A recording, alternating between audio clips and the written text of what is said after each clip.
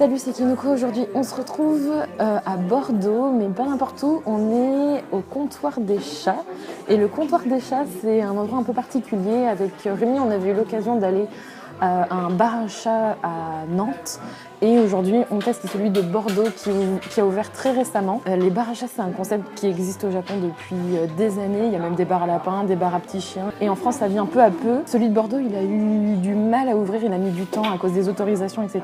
Et on avait particulièrement apprécié avec Rémi d'aller à celui de Nantes.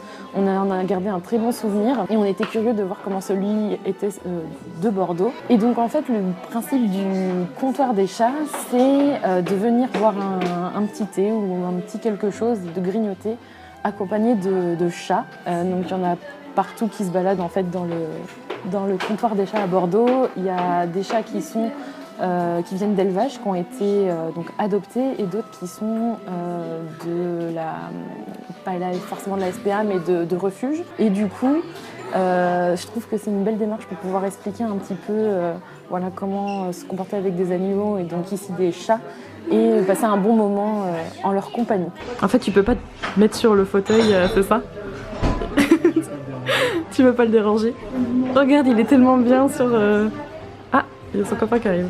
Au comptoir des chats, les chats, ils sont dans toute liberté. Ils peuvent aller et venir comme ils veulent. Évidemment, on est prévenu, il faut absolument se laver les mains avant de rentrer. On peut commander donc ce qu'on veut en boisson. On peut aussi commander des délicieux cookies. Nous, on a pris le trio de petits cookies et la mousse au chocolat pour se faire vraiment un goûter gourmand. Et ce qui est vraiment agréable, c'est que franchement, on vit avec les chats comme quand on a chez soi un chat, on le sait tous. C'est nous qui vivons chez notre chat et pas l'inverse. Et là, ça se confirme totalement. Les chats, ils sont vraiment, ils font ce qu'ils veulent. Ils dorment, ils s'amusent. Et franchement, ce que j'aime bien avec ce concept-là, c'est qu'on apprend à vivre avec un animal et à ne pas le brusquer, à faire attention à lui. Et je trouve que pour les enfants, quand on vient pour comprendre un peu ce qu'est un animal, je préfère venir au comptoir des chats plutôt qu'un zoo, par exemple, où là, justement, on est vraiment en contact prolongé avec les animaux, mais de façon intelligente, je trouve. Et en plus, ça fait du bien. Je trouve que c'est une façon un peu plus responsable si on veut profiter d'être au contact des animaux.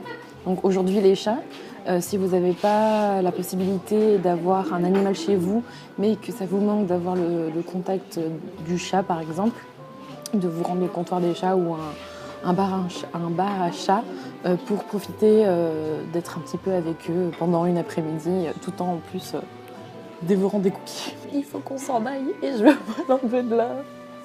Elle est en train de dormir sur mon truc depuis tout à l'heure.